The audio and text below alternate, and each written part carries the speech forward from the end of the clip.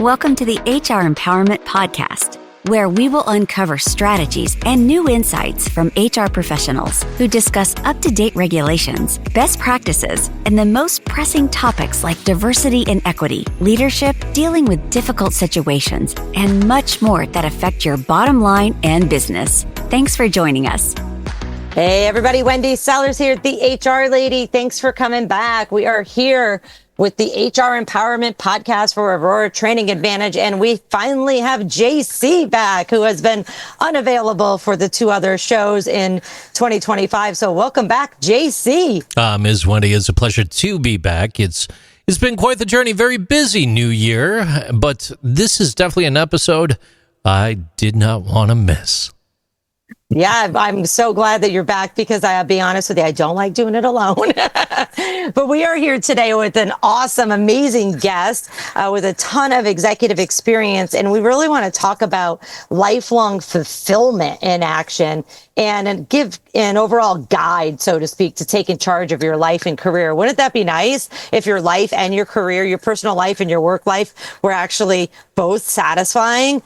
And maybe not stressful. I don't know about the stressful part, but satisfying. With that said, welcome to the show, Jim Boswell. Hey, Jim. Nice to meet you guys. It's great to be here. Thank you for having me on. Absolutely. Where are you calling in from? I'm calling in from Southeast New Mexico. Excellent. Excellent. Hopefully the weather is good over there. I'm on the east coast of Florida, and JC is in Snowland up in Buffalo, probably freezing a little bit up there these days. I just may as well be in Canada. Put a tariff on me and call me done. You know, I'll take New Mexico in a heartbeat. Wow, Jim, that's fantastic. Beautiful down there. Yeah, we had 75 today, if you can believe that. Deserts are sometimes like that. Last week, it was probably 40. So, it varies a bit. Yeah, absolutely. Here in Florida, a couple weeks ago, it was 30. Yeah, it's a short period of time, 40, 50s. And then today I went out and I was like, why am I so hot? And I'm like, oh, it's 80 degrees. That's why. It'll drop down again. Hey, I want to talk about your experience as, an executive in marketing, sales, operations. I mean, you have over 4 decades of experience, so you have a lot of information to give, and you've got your own podcast as well. I think I've been on that podcast, as a matter of fact. I think you have, and I think you'll be back. Yes, yes, indeed. Tell us a little bit about your experience. Well, I'm a baby boomer. And I have found that over time, I accumulated information as I grew older and as I engaged employment opportunities and things like that. And I've been very fortunate in that I took to heart a lot of the trainings that I received, and it helped me in my career. And I also found that the skills that I acquired in my career began to help me in my own personal life. So I learned about things like negotiating. I learned about things about how to discern your fit with the work that people wanted you to do, and to work within different management styles, but still maintain your integrity, your focus, and not be afraid to offer something that isn't on the corporate directive. I have a creative streak with me. I'm a guy who, 3-4 years into a job, I tend to get bored. So I'm kind of a troubleshooter mentality. So I've always had the idea about, okay, well, where will I be going next? When will this fit no longer be very good? And how do I do that? And how do I manage it so it's not quite so chaotic? With all that experience, I mean, are you retired? Are you still working? I'm an addict to intellectual pursuits, I think. As I got to retirement age, and I certainly am in my mid-70s, most people would be. They'd be out on the golf course. I don't personally consider that a good retirement because you're not exercising all the talents and skills you've brought to bear over the years in the vein that you want to be doing as a retiree. And so I've gotten to the point where I wanted to take my experience and I turned it into a book called Lifelong Fulfillment, Take Charge of Your Life. And I had a good friend who did social media, Fred McMurray. I've known him for about 15 years. And he said, boy, if you're going to make that work, why don't you go the distance and become a podcaster? So I am also in my first year of Vision in Action Live, which features experts such as you, Wendy, on our program to expose those to the general populace as expert solutions within an overall lifestyle plan. And so we've been doing that. We do different kinds of podcasts, sometimes interviews, sometimes panel discussions. Sometimes I guest on other people's panels like this one to add some point and counterpoint to the dialogue that's out there. Because as we all know, lifelong fulfillment or personal development is another way to say it, is immensely a topic of the moment. Yeah. And it's immensely frustrating because most people, this is one of those things where you don't know what you don't know.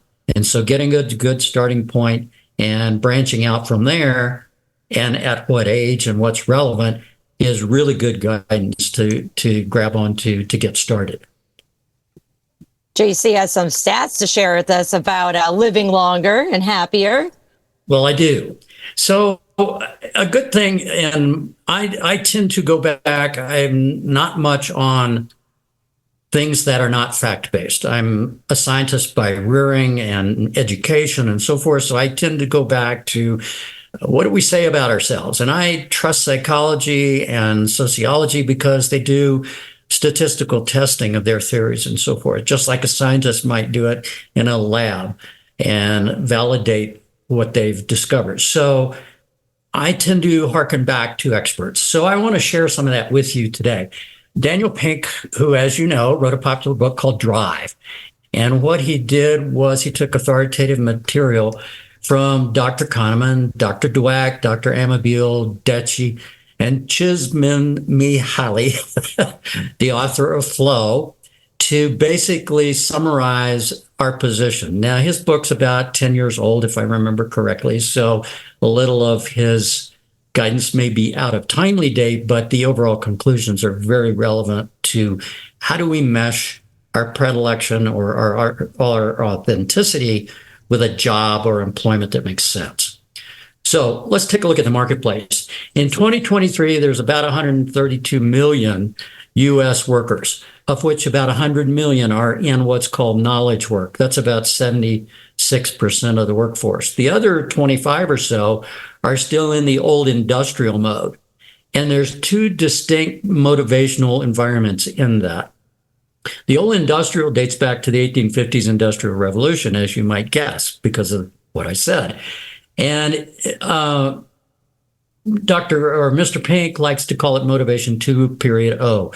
So being electronics, I understand all of that. But it's based on extrinsic rewards and prohibitions. It's when the manufacturing line needed a lot of direct, close supervision. It was optimizing repetitive work. It was subdividing it for better throughput. And it was based on adequate to higher compensation. So generally very short-term goals. My goal might be, so many piecework per hour or something like that if I were sewing ready-made clothes or something. And it encourages short-term thinking. It doesn't encourage a lot of loyalty. It is very much a 9-to-5 mentality. It's very much an us and them kind of environment because you as an employee are not encouraged to be creative or offer better ideas. And so about 24% of our population is tied up in that. And it's an environment, it works. I mean, if you're manufacturing, they're not really going to move away, except that they do now have quality circles and things like that that have been in vogue for about the last 20 to 30 years. So they're trying to bring in higher education and expertise at the worker level and capitalize on that. But they still have the basic foundation. Now, the things that are bad about that Pink claims, is that it kills intrinsic motivations. The reason I want to come to work and the satisfaction I can get out of work, really after a certain point of subsistence level or adequate compensation, the extra compensation doesn't do it so much as how does it satisfy my internal needs? Yes. So it doesn't do that. It discourages peak performance. If you're running a manufacturing line, if your job takes 2 seconds, they want you to do it in 2 seconds. They don't need you to do it in 1 because you're going to mess up the next operation. It crushes creativity.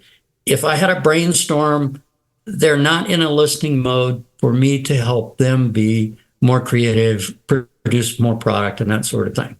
It crowds out good behavior. Let me interrupt you real quick, because I think leads us right into our next episode, where we're going to cover, mapping your personal development to career choices. And I think this just segues right into this to say, all right, think about what you want to do when you grow up or what you don't want to do. Otherwise, a company may lead you down that road. So with that said, hold that thought for a second there, Jim. And everybody, Thanks for joining us. We'll be right back. We are going to be continuing this conversation in episode 205 and talking about mapping personal development to career choices. Thank you for joining the HR Empowerment Podcast, brought to you by Aurora Training Advantage. We hope you've gained new insight and strategies to navigate the HR profession. We look forward to you joining us again on the HR Empowerment Podcast.